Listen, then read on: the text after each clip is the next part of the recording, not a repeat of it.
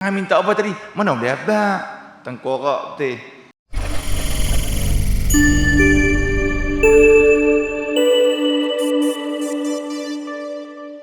Alhamdulillah Rabbil Alamin. Wassalatu wassalamu ala sayyidin mursalin sayyidina wa maulana Muhammad khataman nabiyyin wa ala alihi wa ashabihi ajma'in. سبحانك لا علم لنا إلا ما علمتنا إنك أنت العليم الحكيم قال رب اشرح لي صدري ويسر لي أمري واحلل عقدة من لساني يفقه قولي اللهم فقهنا في الدين وعلمنا تأويل واهدنا إلى صراطك المستقيم ربي يسر ولا تعسر ربي تم بالخير ولا حول ولا قوة إلا بالله العلي العظيم أما بعد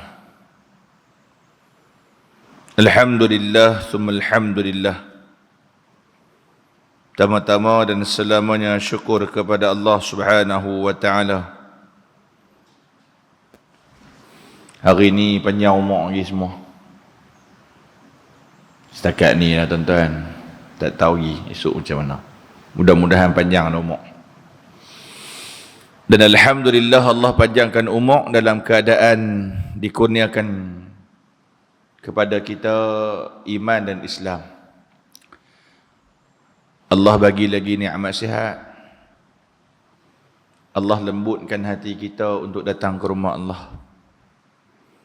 Salat, i'tikaf, luangkan masa untuk menuntut ilmu daripada ilmu Allah yang maha luas.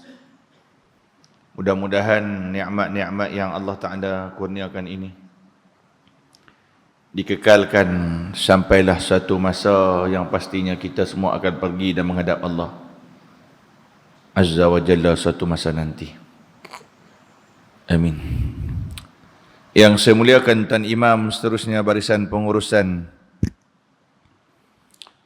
Masjid Al-Marbawi Maghba Kudung, muslimin, muslimat, mukminin, mukminat, tuan-tuan guru, alim ulama, ustaz, ustazah yang dirahmati oleh Allah Subhanahu wa taala sekalian. Sihat semua tuan-tuan. Alhamdulillah. Baik. Kita nak peringat lagi tuan-tuan, jangan lupa niat i'tikaf. Nawaitu li'atikaf fi hadzal masjid sunnatan lillahi ta'ala. Duduk elok, sendak-sendak elok. Kita dah ni insya-Allah no. So kuliah pun tak lama. Ni kalau ikut jam saya di tangan saya 26 minit lagi insya. Tambah lebih kurang 10 minit, paling-paling 35 minit kuliah. Cukup lah. Tu pun pada dah 35 minit ni. Baik, kita akan sambung kitab pengajian kitab Tibyan fi Hamalatul Quran Imam An-Nawawi dalam bab ataupun adab, iaitu menyentuh berkenaan dengan adab dan etika waktu nak baca Quran. Dan ni pun kita sedia maklum lah, teknologi satu benda yang baik. Kita tak nafikan kebaikan teknologi, cumanya ada dari segi side negatif dia pun ada. Apa side negatif dia? Dengan ada teknologi ni kita kuih malah. Setuju tak? Kuih malah no? Nak masak pun malah, nak order je kerja. Order ke online. Nak keluar beli barang pun tak larat. Ibadah pun tak larat. Nak main masjid pun tak larat. Nak main dengar kuliah pun tak larat. Tak apa, sebab ada kuliah online. Bagus kuliah online ni. Cuma dari segi side negatif tu pun ada juga. Termasuklah dalam bab baca Quran. Bagus baca Quran. Dan bagus baca Quran melalui handset pun. Cumanya bila kita terlalu nak baca Quran melalui handset, maka kita tidak lagi menyentuh mushaf.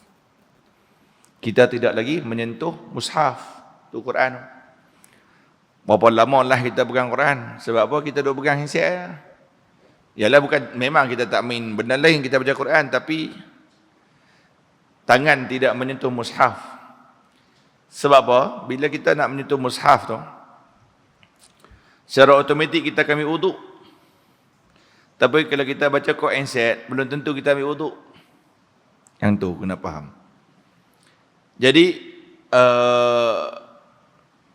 rajin-rajinkanlah diri. Buka juga mushaf yang betul itu dalam kita baca Quran. Handset ni guna waktu bila? Waktu kita pergi jalan lah. Contoh kita di office ke dalam kereta ke tak ada nak ambil Quran dekat rumah, boleh lah kan, tu. At least kita baca jugalah. Dan waktu ketika mana kita membaca Quran ni tuan-tuan, dia ada dia punya adab, dia punya flow, tata cara, kaifiat untuk kita nak baca Quran. Kita dah pernah sentuh bab ni sebenarnya dalam kitab Ta'zimul Quran dulu, kalau tuan-tuan ingatlah. Cuma dalam kitab Tibyan ni juga menyentuh berkenaan dengan adab. Ketika mana kita nak baca Quran, terutamanya bagi golongan hamalatul Quran, orang yang menghafal Quran dan sebagainya. Baik. Antara perkara-perkara yang kita perlu telitikan dan memperincikan sebelum nak baca Quran. Tuan-tuan, kita tak boleh nak nafi kita berada pada zaman akhir zaman. Zaman yang di mana Al-Quran itu la yabqa minal Quran illa rasmuh. Quran itu hanya tinggal penulisan dia saja. Untunglah yang mana masih lagi membaca Al-Quran, yang menjadikan Quran sebagai satu bacaan yang dia takkan tinggal walaupun sehari. Dia takkan tinggal. Untunglah. Berapa ramai tuan-tuan yang minta kepada Allah untuk kembali untuk menjadi orang yang saleh. Dan kematian tu satu benda rahsia yang paling manusia leka. Saya terkesan tuan-tuan. Minggu sudah sahabat di Mesir meninggal. Kira meninggal tuan-tuan dalam keadaan yang terkejut. Tengah duk WhatsApp macam kita lah tuan-tuan. WhatsApp dalam grup, duk main-main dalam grup kan. Oh ni macam mana ni, apa macam mana, duk sembang. Oh sat, sambung balik. Nak pergi buang sampah kan. Tuan-tuan keluar buang sampah meninggal.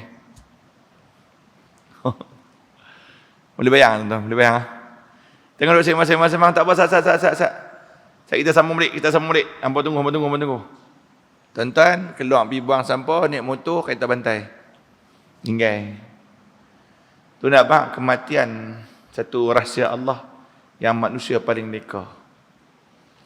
Nabi bukan tak abang, benda yang akan mengikut kamu seawal kamu meninggal dunia adalah Al-Quran. Jadi tunjukkanlah keikhlasan kita membaca Al-Quran. Mudah-mudahan Al-Quran akan menjadi syafaat bagi diri kita. Baik, kita tengok adab yang pertama ketika membaca Quran, iaitu nombor satu, bersiwak. Sugi. Siwak kayu sugi. Apa maksud siwak? Siwak tu maksud dia membersihkan mulut. Menggunakan kayu yang dipanggil kayu arak. Kayu arak. Bukan arak minum tu. Saya lagi fikir kayu arak minum tu pening pula. Kayu arak. Dan juga boleh juga menggunakan kayu-kayu yang lain. Beruih gigi pun dipanggil bersiwak. Clear? Maksud kata cuci gigi menggunakan sesuatu kayu, paling baiknya kayu arak, ataupun benda-benda kasar, termasuk kain-kain kasar, dan juga berus gigi. Tapi boleh tak pakai jari, walaupun jari dia kasar. Kan, dia ni orang kata tukang kebun. Kira tangan ni penuh, kasar. Jadi dia malas nak ambil berus gigi, dia tunjuk pakai jari je. Adakah ianya dikira sebagai siwak? Baik. Ada 3 pandangan bagi pengikut Imam Asy-Syafi'i. Pandangan yang pertama, kalau gosok gigi pakai jari, tak dikira sebagai sunnah siwak. Tak dikira. Itu yang paling masyhur. Ada juga pandangan yang mengatakan sunnah. Dan ketiga adalah dapat sunnahnya jikalau tak ada benda lain lah. Rumah dia kira beruih gigi pun tak ada, kain kasak pun tak ada. Tak saya pun tak tahu boleh hidup macam tu macam mana. Kain sampai tak ada, kira habis metal. Rumah tuan-tuan kalau bergigi tak ada, at least kain tolam mesti ada. Kan, kain melekat apa, pakai kain tu gosok gigi. Jadi, tuan-tuan, sunnah gosok gigi menggunakan kayu siwak, kayu arak lah. Yang kita duk beli banyak farmasi duk jual. Dan juga menggunakan bahan-bahan lain yang kasar. Jari tidak dikira sebagai sunnah. Itu saya pegang barengan tu lah. Jari tidak dikira sebagai sunnah. Melainkan tak ada dah. Hak tu je yang ada. Tapi dia nak baca Quran lah ni. Kalau nak baca Quran. Pakai. Itu. Clear. Dan tuan-tuan pernah disentuh dah dulu. Ni saya beri contoh lah. Ni pen. Tapi tuan-tuan anggaplah dia sebagai kayu siwak. Kayu sugi. Ataupun tuan-tuan boleh anggap dia di rumah tuan-tuan pakai beruh gigi. Ini kayu siwak. Macam mana nak pegang dia? 3 jari di atas, 2 jari di bawah. Dah pernah sentuh dulu? 3 atas ni, ibu jari di depan,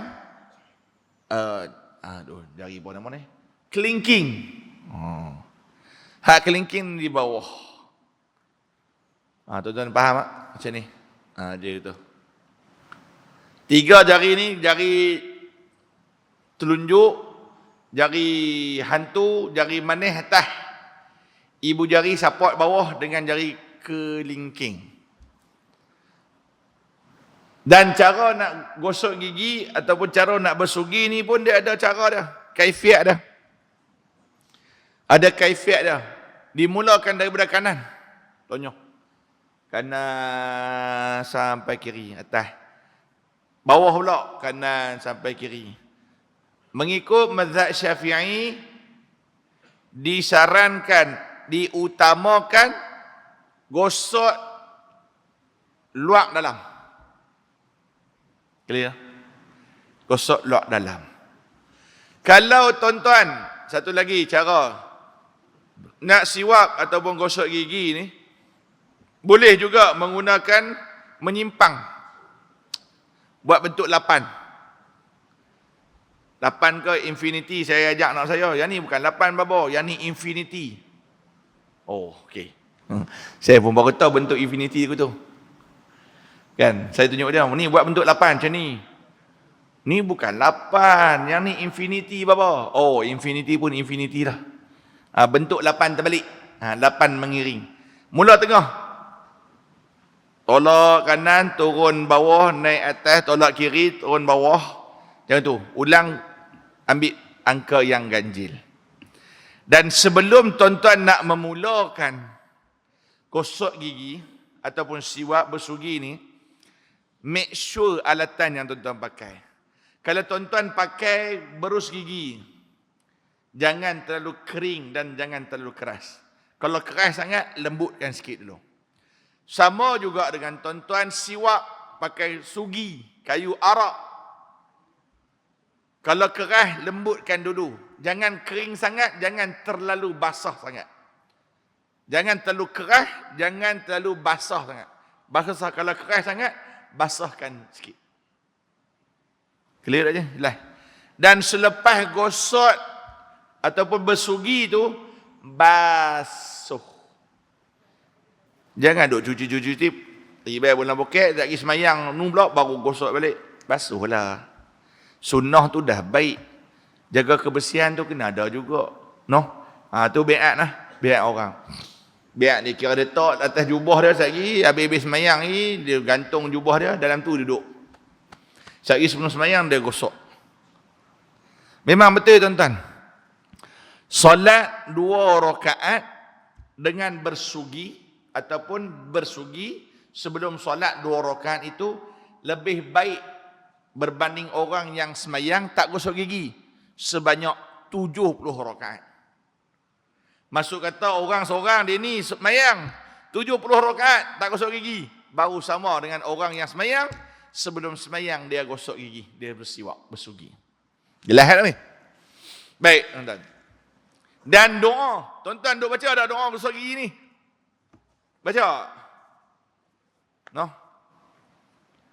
Bacalah. Kan doa mudah je. Allahumma barik li fihi ya arhamar rahimin. Dia ada doa panjang dia. Allahumma bayyid asnani wa shuddid bihi lihati wa saddid bihi lisati wa barik li fihi ya arhamar rahimin. Tu doa panjang. Ambil pendek sudah. Allahumma barik li fihi ya arhamar rahimin. Tak baik ke? Boh, bahasa Melayu pun boleh. Kan? Ya Allah, berkatilah apa yang aku lakukan. Sesungguhnya engkau lah yang memberi rahmat. Engkau yang maha mengasihi. Yang tu. Baik, kita tengok. Ketika mana disunatkan untuk nak gosok gigi ni? Ketika mana? Yang pertama disunatkan kita bersiwak. Nombor 1, sebelum nak sembahyang. Sunat. Nabi kata, jikalaulah tidak menjadi keberatan bagi umatku akan siwak, sudah tentu aku akan mewajibkan siwak itu setiap kali mereka nak sembahyang. Nabi sebut. Kalau tak menjadi keberatan bagi umatku, memang aku nak wajibkan siwak sebelum sembahyang. Sebab tu tuan-tuan tengok ada geng-geng yang mengamalkan sunnah, mereka memang tak kayu sugi dalam poket, sekali sebelum sembahyang dia tanya. Kalau saya duduk mengajak di pesantren di Indonesia, tuan-tuan, mereka punya kayu sugi, nala punya panjang. Tu sekali satu barisan semua. Saya seorang tak siwak mereka. Paling tak tahan lagi ada hak kongsi. Saya hak kongsi tak ada belah. Kan? Kawan tu tak ada, tapi nak ambil berkat sugi kok, nak ambil kongsi. Saya dah pergi dah. Kan? Macam tu. Tapi dah ni bagus dah tuan-tuan. Kayu sugi ada dia punya apa? Sarang dia, ada sarung dia, nampak comel sikitlah tok tu. Kan? Tak sampai RM5. Tak sampai RM5 kayu sugi dengan bekas, tak sampai RM5. Tuan-tuan makan mi udang tak boleh bayar. Dagu tu. Mi udang lagi mahal pada kayu siwak. Makan mi udang pagi, malam makan, esok pagi keluar dah taik. Kan? Macam tu. Tuan-tuan beli kayu sugi, beli hari ni setahun, belum tentu habis. Tak habis, mesti tak habis lah. Kan? Lama. Macam tu. Baik. Yang kedua, ketika mana hendak berwuduk, sebelum wuduk, gosok siwak. Disunatkan. Yang ketiga, ketika mana hendak membaca Al-Quran ni, yang seperti kita bahas malam ni. Kan? Seperti mana yang kita bahas malam ni, sebelum baca Quran disunatkan siwak. Yang keempat, ketika mana baru bangun tidur. Ni waktu ni, orang kata baru bangun tidur, mulut bau naga. Tuan-tuan nak tahu mulut bau naga tak bau naga? Tuan-tuan bau mulut pasangan tuan-tuan sendiri. Dia bangkit tidur, mai sayang, bau. Tuan-tuan try. Tak percaya tanya makcik-makcik belakang duduk sembang tu. Mereka lebih tahu. Kan, mereka tahu, laki saya ni, lagi lah. Ayak liok, nira, semua keluar, semua. Ustaz nak suruh depan mulut saya, bukan dia. Yang tu. Dan yang kelima, waktu bila nak siwak, ini dalam kitab Tatahawul As-Sunnatul Mansiyah. Pada muka surat halaman yang ke-57. Yang kelima iaitu ketika mana mulut kita dah mula berbau. Mulut ni berbau dia waktu bila? Salah satu dia lama tak makan. Mulut terlalu kering. Contoh dia bulan puasa lah. Tuan-tuan tengok bulan puasa, mulut masing-masing bau macam mana. Tapi memanglah mulut orang yang berpuasa itu ibarat rihul mis, bau kasturi. Tapi memanglah bau kasturi juga, tapi tu ada bau kasturi kat orang. Ni anak bau dak kasturi, mai sini. Kasturi. Yang tu pendajai orang nama dia. Bukannya nak bagi orang bau kasturi, tak payah. Hanya seorang saja ada kasturi. Aku buat dah. Kan yang tu. Jadi itu merupakan waktu-waktu kita bersugi sunat. Baik, habis. Yang kedua, ketika mana sebelum nak baca Quran, mesti sucikan badan daripada hadas. Hadas sama ada hadas besar ataupun hadas kecil. Ni nak masuk fiqh ni. Kita nak masuk fiqh ni. Dengar betul-betul. Hadas kecil maupun besar. Sekali saya akan masuk juga. Boleh tak boleh nak baca Quran waktu junub. Dia bersama dengan isteri dia, tengok-tengok, bangkit-bangkit tidur, lupa nak baca, PBA dah bagi warning, ayat start tak ada pukul 5. Rumah tak ada sekolah. Semayang nak kena. Lepas tu tak semayang pun tak boleh sebab tak ada apa, dikira sampai rumah dia tu tak ada benda yang kesat nak tayamum, tak ada lah. Sekejap kita bahas. Kalau sempat lah, kalau sempat. Tengok jam 9 minit lagi. Baik, hadas yang pertama hadas kecil. Yang kedua hadas besar. Nak baca Quran wajib bersuci daripada kedua-dua hadas. Clear dah? Hadas kecil tu macam mana? Macam tuan-tuan duk tahulah. Berak, kencing, kentut, apa semua tu. Perkara-perkara yang membatal perkara-perkara antara perkara yang membatalkan wuduk ataupun benda yang keluar daripada dua jalan. Qubul dan dubur. Bahasa kasar dia sikit, tuan-tuan pun faham sendirilah. Hak tempat kencing, tempat berak. Tu tak kasar ni, ada kasar ni. Jadi keluar sesuatu jalan, mana-mana lah, keluar ayak saja ke, keluar apa-apa je lah, keluar cacing ke, kan, keluar cacing. Tuan-tuan pernah keluar cacing tak? Cik-cik tu pernah no, cacing keluar, masih dia pernah tak? Pernah no, cacing panjang tarik. Baik, jadi keluar daripada dua jalan, sama keluar angin ke, kentut, berak, kencing, itu dipanggil hadas kecil. Clear? Jadi nak baca Quran kena angkat hadas kecil. Macam mana nak angkat hadas kecil? Ambil wuduk lah. Ambil wuduk pun, tuan-tuan tahu nak ambil wuduk lah. Ambil wuduk ni kadang-kadang orang ambil ringan. Sebab apa? Lah, tak ada hal lah. Ambil daripada umur 4 tahun kot. Terus duk ajak lah. Tuan-tuan, berapa ramai yang ambil wuduk gagal dalam ketika mana ambil wuduk? Berapa ramai yang ambil wuduk yang gagal ketika mana mengambil wuduk? Antara perkara-perkara yang terlepas pandang, yang pertama iaitu ketika mana sapu muka, basuh muka. Basuh muka ni, no kena faham Ambil paling mudah ni, cara mudah. Telinga ke telinga, rambut mula ke janggut, paling mudah. Sini ke sini, sini ke sini, pusing keliling tu.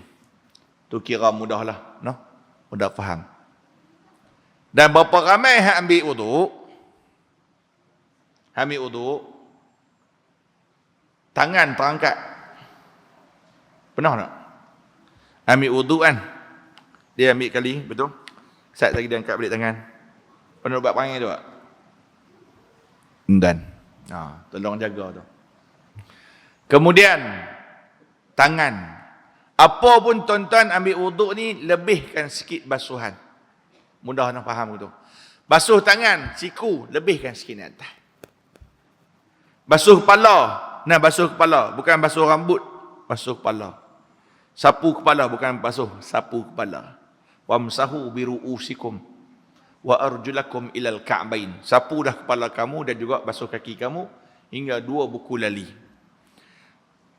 Boleh kat mana-mana tempat asalkan bernama kepala atas.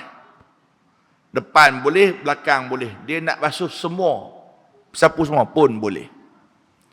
Tapi berapa ramai kadang-kadang sapu rambut. Clear? Yang tu. Kemudian basuh kaki. Ni antara benda-benda yang gagal. Basuh kaki, dia suka basuh belah depan tanpa basuh di belakang. Lebihkan sikit, buku lali, naik sikit pun tak apa. Sebab apa? Anggota-anggota yang wuduk itu akan bercahaya di akhirat sana nanti. Dan tuan-tuan, yang ni pun ramai orang tak buat, tapi dia sunat. Tapi ramai terlepas pandang. Apa dia? Istansyaq. Ni saya dah bahas itu kat masjid Matan Pasir. Istansyaq, dan saya pernah bahas kat sini dulu.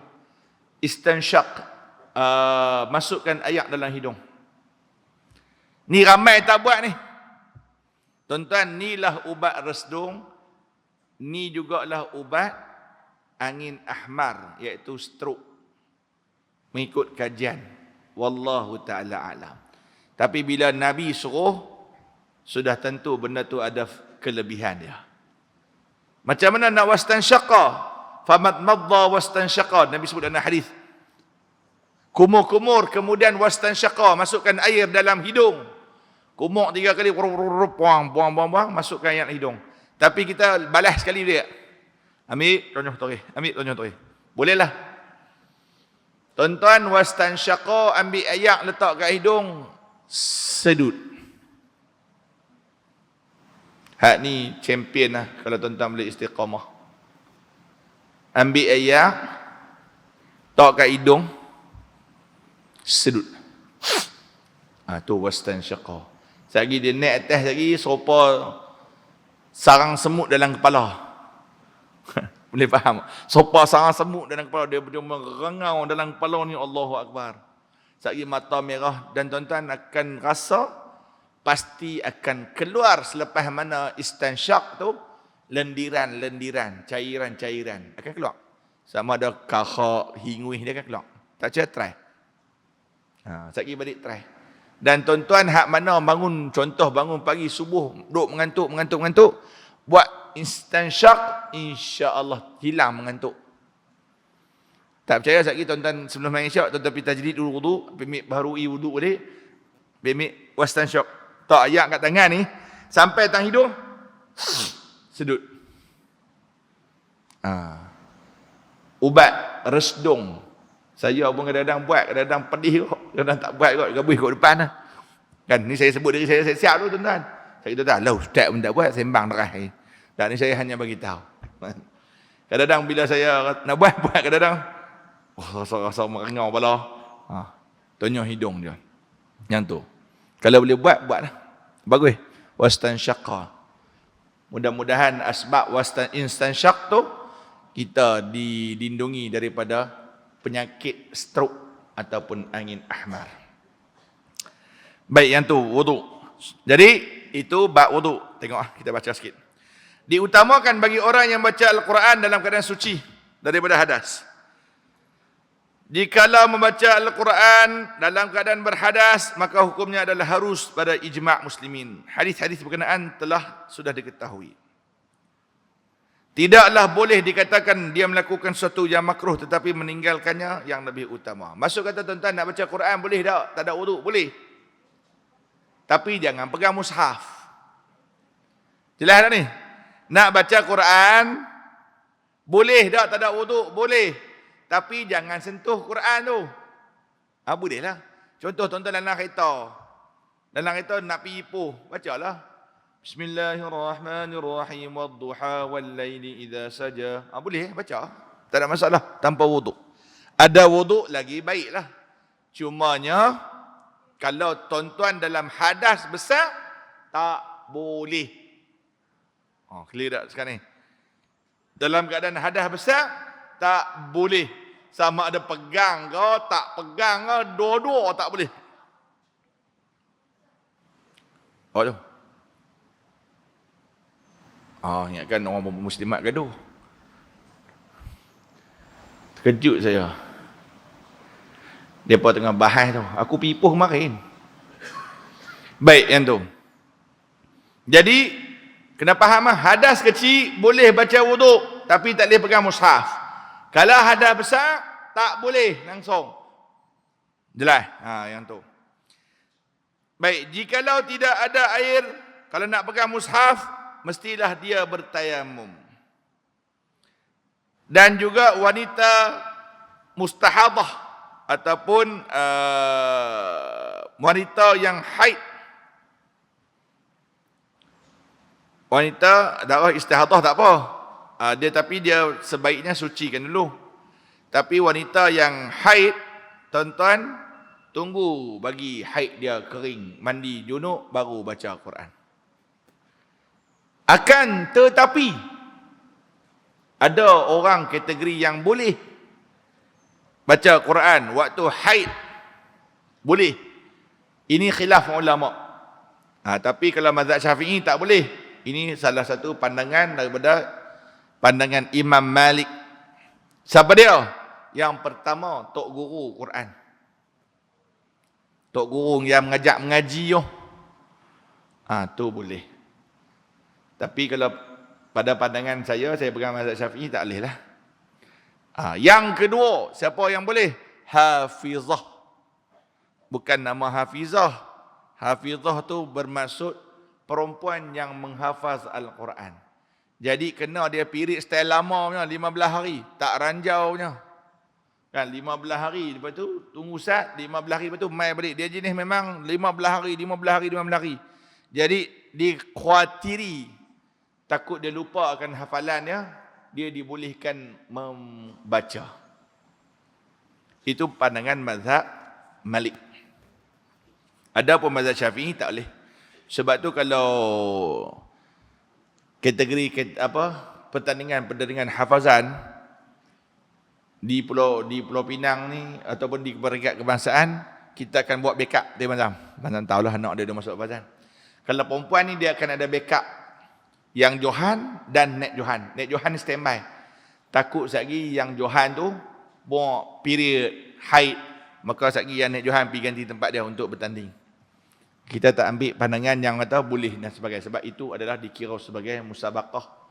Tandingan tak apa. Tak ada kepentingan sangat yang tu. Baik. Ijma' muslimin mengharuskan bagi orang yang berjunub dan juga haid mengucapkan tasbih, tahlil dan tahmid. Ni ada pandangan tuan-tuan. Orang yang haid boleh zikir tak? Boleh ya. Zikir boleh. Tak tu kita tahu dan tak bisa dengar. Orang yang junub boleh tak boleh? Ada yang kata boleh, ada yang kata tak boleh. Pandangan yang paling keras ketika mana berjunub iaitu bagi salam pun tak boleh. Clear? Yang tu. Tapi ada pandangan yang kata boleh, tidak ada masalah. Baik, para ashab berkata, jika orang berjunub dan perempuan yang haid berkata khudhil kitab biquwwah, sedangkan tujuannya berkata demikian adalah selain Quran, maka hukumnya boleh. Selain daripada Quran masuk kata untuk zikir, macam tadi kita sebut. Dalam haid nak baca Quran boleh tak? Boleh, tapi ayat-ayat zikir. Clear tak? Sekali dia baca Bismillahirrahmanirrahim. Ya ayyuhalladzina amanu awfu bil 'uqud. Tak boleh lah, tu bukan ayat zikir. Boleh? Clear. Contoh ayat zikir apa dia? Tu yang tuan-tuan nak baca. Rabbana atina fid dunya hasanah. Tu satu. Clear no? Tu salah satu doa ataupun zikir yang tuan-tuan boleh baca. Tak pun tu doa tuan-tuan naik kenderaan tu. Subhanalladzi sakhkhara lana hadza wa ma kunna lahu muqrinin wa inna ila rabbina lamunqalibun. Surah Az-Zukhruf. Ayat yang ke-13. Yang tu boleh. Ayat yang memang merupakan zikir. Contoh lagi, inna lillahi wa inna ilaihi raji'un. Dengar orang meninggal, jadi disunatkan kita baca sebut inna lillah. Ni pun orang bahas juga. Orang bukan Islam boleh dah ucap inna lillah kat dia? Boleh. Boleh tak kita ucap inna lillah bagi orang yang bukan Muslim? Boleh. Yang tak boleh ucap rest in peace. Peace ke peach? Peace. Itu tak boleh. Rest in peace. Itu. Sama juga baru ni saya ceramah dekat sekolah saya lah, tentang Maulidur Rasul. Ada soalan budak tanya, Ustaz, kalau kita sambut birthday, Nabi sambut birthday tak? Ya. Wallahu ta'ala alam, saya kata tak ada. Okey, boleh tak? Apa perkara-perkara? Budak ni budak yang cerdik sikit, dia mungkin banyak baca, dia suka tanya pasal Ya'juj Ma'juj. Kadang-kadang benda yang dia tanya tu saya pun tak ada nak baca. Ya, saya ni bukan seorang yang suka nak korek dalam sangat pasal Ya'juj Ma'juj ni. Saya beranggapan umur saya tak sampai waktu tu. Dan baca juga pasal tu, tapi tak korek dalam sampai nak kena ustaz betul ke dia bubuh simen dekat dua gunung. Sampai budak tu tanya aku tu. Saya tahu ustaz tak napi lagi, tak pernah tengok lagi simen kat situ macam mana. Kan dia punya kaji Ya'juj dan Ma'juj tuan-tuan. Sampai dia tahu kat dua gunung dia sebut saya pun tak pernah ingat dah sebut apa. Ni budak yang ada, budak tu jah 5. Jah 5. Kan dia tanya pasal Nabi Isa, pasal Imam Mahdi. Menara Putih tu di mana ustaz? Hang tanya aku di mana tu tak tahu. Kan ustaz mana nak tahu. Kan tapi pejabat White House ustaz tahu. Kan Menara Putih tak tahu, tapi White House tak lah kat Amerika. White House kan rumah putih tu. Menara Putih. Ustaz pun tak tahu no. Biar pilah orang kata aku tak tahu pun tak apa. Daripada sekali aku merepek kat hang lagi, habis hang pakai aku. Baik tuan-tuan, dia bertanya. Apa sama ada dia tanya ataupun mungkin dia baca atau tengok video, dia nak tengok kita punya jawapan. Ustaz, ada tak waktu kita dah buat orang kita ni sambut bersedih macam mana? Waktu sambut bersedih ada tak benda orang kita buat benda yang salah? Saya tahu berlembuk saya tahu. Apa dia? Yang pertama, tuan-tuan, kesalahan ketika mana kita sambut bersedih. Jangan dah buat lah. Kalau dah buat, tak apalah. Benda tak tahu kan. Lepas ni terus dah buat dah nah. Yang pertama, tiup lilin. Kan? Tiup lilin bukan takut apa, takut yang kita buat sebelum tu, iaitu kita wish. Okay, make wish. Make wish apa dari depan lilin. Kita jangan duk jadi sebuah bangsa majusi yang menyembah api. Kan pergi minta dekat api tu. Tapi ramai dah buat. Ramai. Kan duk bakar lilin, dak duduk depan makanan. Okey, cepat make wish. Hang minta apa tadi? Mana boleh abang? Tengkorak betul. Kan? Balik ni taubat nasuha yang mana dah buat. Jangan duk buat dah. Make wish. Minta kat Tuhan, minta kat Allah Taala ni. Duduk kat tikar sedah tu. Minta lah. Ni depan kek boleh minta. Depan api lilin. Nak makan ni doa bismillah aja. Ada pun Imam Nawawi sebut dalam satu kitab dia, Allahumma barik lana fima razaqtana. Ni kita pergi make wish depan lilin. Lilin make wish haram. Tapi lilin tu dia syibih kepada haram. Syibih tu menyerupai syibih kufar. Orang kafir yang duk buat. Tapi kita memang duk buat sebelum ni, bakar macam-macam api lah, bukan api biasa, api sampai duk keluar sebab api mercun tu. Lepas ni jangan buat lah tuan-tuan. Yang pertama, hukum tersebut kita ikut kafir. Haram lah kalau kita niat wish-wish tu, tak boleh. Yang kedua, rosak kek tu. Dia punya percikan tu turun dekat kek, rugi dah kek dah ni mahal. Yang tu. Jadi itu ada perbuatan-perbuatan yang kita sambut bersedih dalam keadaan. Betul ya, saya pun dengar lagu tu kok ustaz. Anak teh aku punya budak ni. Jadi tuan-tuan jangan. Okey, clear. Tu sambut bersedih. Apa pasal apa tiba masuk bersedih dak ni? Nak cerita pasal haid boleh baca dak? Okey. So orang haid ni tuan-tuan, dia boleh baca ayat-ayat yang doa ataupun zikir. Doa maupun zikir. Cantik kita sebut Rabbana atina. So, orang haid jangan duduk saja aja. Ni perangai dah orang perempuan kalau haid dia buat apa? Dia belah kuku. Time tu juga dia nak bagi kilat kuku dia, Q-tag apa semua time tu. Dia pula tahu kuku dia jenis 15 hari, haid dia 15 hari. Dia ambil pencuci kuku. Tuan-tuan tahu pencuci kuku tu kan? Bukan pakai kuku dah, hak plastik tu. Alah kedai RM2 dah. Warna kalau dalam flashback saya dah. Kan? Pencuci kuku, dia duk cuci. Nak bagi nampak shining. Tuan-tuan kalau perempuan-perempuan, tuan-tuan tengok kalau kuku dia pun naik kilat-kilat tu, shining tu, kalau tengok dua, sama ada dia pakai Q-tag ataupun dia memang duk rajin cuci kuku. Yang tu. Clear lah. Dia waktu haid. Daripada hang buat tu, biar hang zikir, boleh zikir. La ilaha illallah semua boleh. Clear? InsyaAllah. Okay, tuan-tuan no? Dekat tu lah kita hari ni. Ya.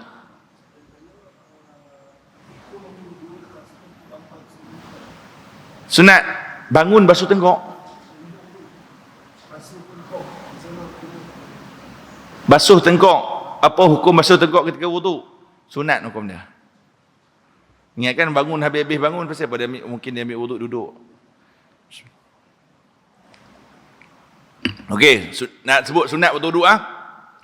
Sunat waktu wuduk, menyelati jari, basuh tangan, kumuk-kumuk, masuk ayak dalam hidung, telinga, leher, ataupun bahasa orang kampung tengkuk belakang ni. Kemudian lebihkan basuhan. Clear? No? Telinga dah sebut kan? Kan lebih basuhan. Yang tu. Jangan duk pergi basuh pusat depan semua pula lagi. Clear? Jadi, buatlah benda-benda sunat tu. Seperti mana yang saya pernah sebut tuan-tuan, kadang-kadang kita tak perasan, kita duk puasa macam wuduk kita tu sempurna. Sebenarnya perkara-perkara sunat inilah yang akan menampung kelompongan perkara-perkara fardu yang kita buat. Jadi buatlah bukan untuk orang lain, untuk diri kita. Wallahu ta'ala alam. Tak dan juga nak masuk bab adakah haram orang yang berjunub baca Fatihah waktu dia semayang. Pasal apa dia semayang? Sebab waktu tu waktu semayang, tapi ayak tak ada, tanah pun tak ada. So dia kena semayang juga. Tapi habis tu macam mana dengan semayang dia, macam mana dengan Fatihah dah? Kita sambung nanti bulan depan, InsyaAllah. So, stay tune lah. Beritahu mereka yang online tu, stay tune lah. Bulan depan kita sentuh. A'udzubillahi minasyaitonirrajim. Bismillahirrahmanirrahim. Alhamdulillah rabbil alamin wassalatu wassalamu ala asyrafil anbiya'i wal mursalin wa ala alihi wa ashabihi ajma'in. Allahumma arinal haqqa haqqan warzuqna ittiba'ahu wa arinal batila batilan warzuqna ijtinabah. Allahumma jannibna min munkaratil akhlaq wal a'mal wal ahwa wal adawa. ربنا آتنا في الدنيا حسنة وفي الآخرة حسنة وقنا عذاب النار وصلى الله على سيدنا محمد وعلى آله وأصحابه أجمعين والحمد لله رب العالمين أقول قولي هذا وأستغفر الله العظيم لي ولكم السلام عليكم ورحمة الله تعالى وبركاته.